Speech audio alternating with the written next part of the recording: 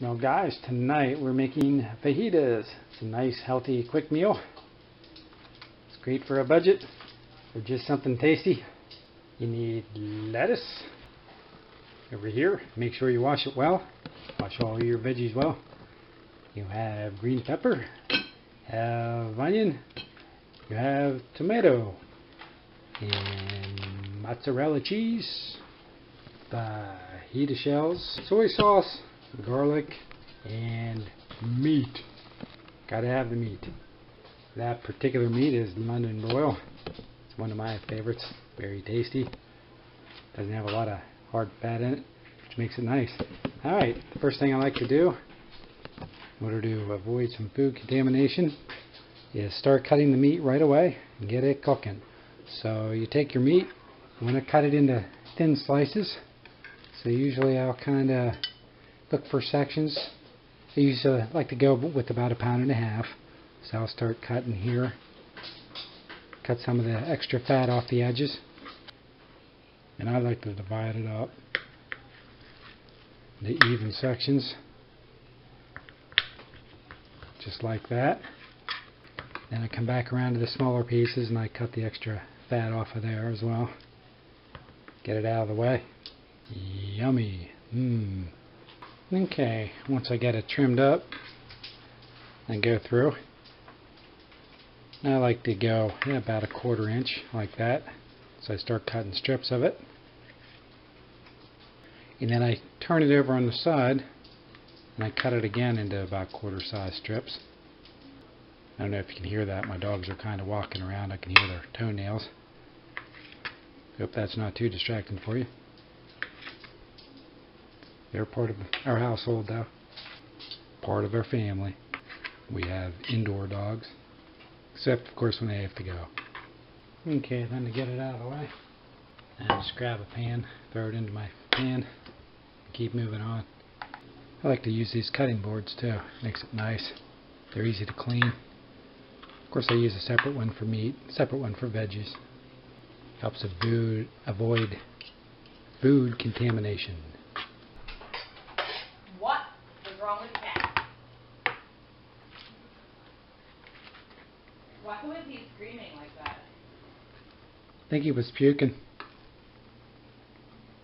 Well, he was out here looking for a cat. That or he found a cat. And that was his war cry. That's the noise he was making in the middle of the night when he was outside. Yeah, it's probably his war cry then. Huh? Probably his war cry then. Yeah, his war cry. Sad war cry. He's a sad cat. Yeah.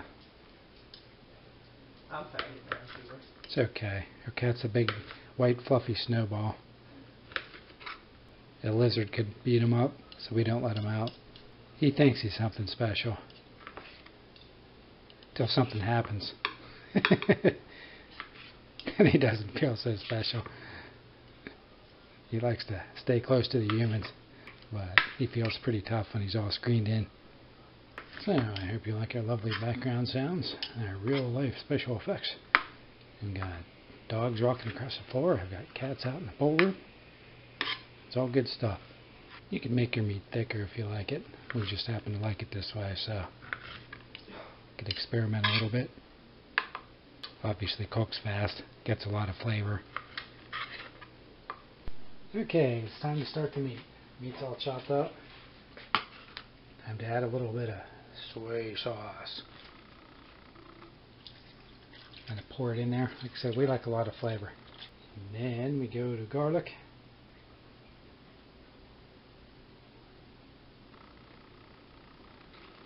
You can of course use chopped garlic. This saves time.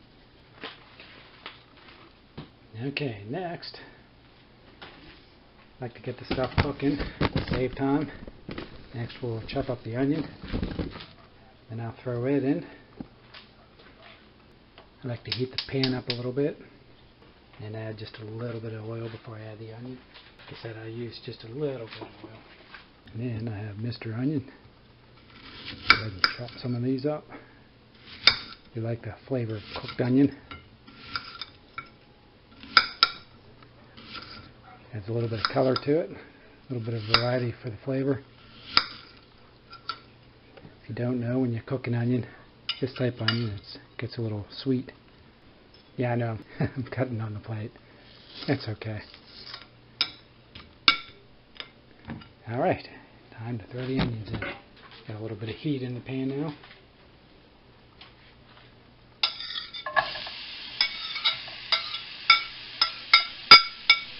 Get these nice and hot. Now for food safety, you like to use a couple of different utensils. You don't want to cook your meat using the same utensil you're using with your onion. Like to get those caramelized, so just let those cook up, soften up a little bit. Let the meat cook. Come in, mix it up so it cooks evenly. Gets all that flavor in there. Alright, looking good. Okay, next I'm going to get the other items chopped up. You can use those. Now this is kind of a light meal. Another thing we like to do with ours is we like to add some rice. Make a bowl of rice with some tomato mixed in. So go ahead and get that started.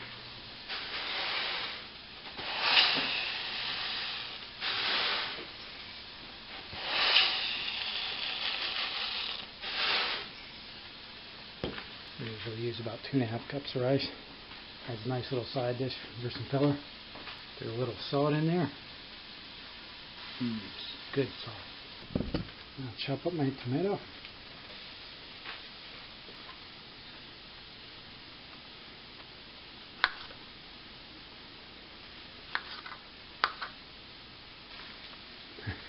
Nice sharp knife helps.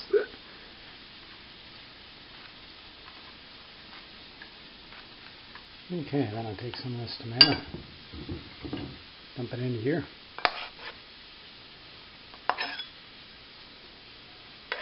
Just give the rice a little bit of something extra.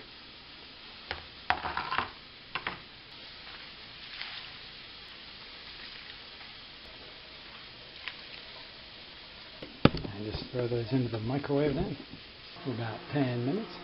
Yeah, see those onions? Starting to look pretty good. Don't want to burn them, just get them a little dark. Get the strong flavor out. Yum!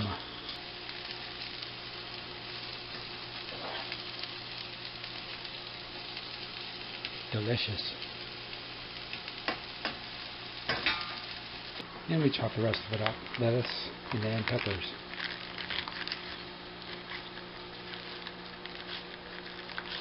You can see I am not a professional. Which is okay. Anybody can do it. That's the point. Inexpensive, fun, and very tasty. Of course, while you're chopping, you don't want to forget what you have on the stove. Alright, now you can cook your peppers up if you want. Sometimes we do, sometimes we don't. Tonight I'm not.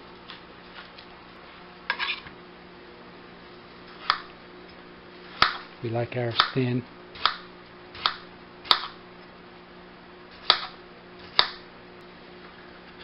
Of course, don't hit your fingers. We like to use Picante sauce and Kraft Zesty Italian dressing, extra flavor. Okay, the onions are finished. They look nice and brown, softened up and full of flavor. The meat is done. Nice and full of flavor. We like to soften our fajita shells up, throw them in the microwave, cover them with a moist towel, paper towel, and it's time to make fajitas. So I start with cheese, some flavory meat,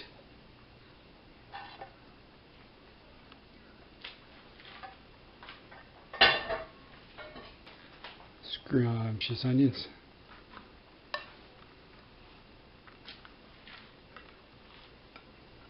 lettuce, green peppers, little tomato, and salsa. And just kind of dump it on there because I'm always in a hurry. And I kind of like to get it a little off center there. Start rolling it up.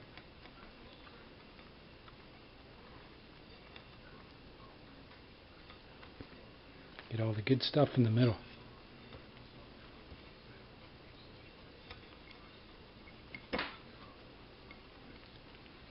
Add a little rice.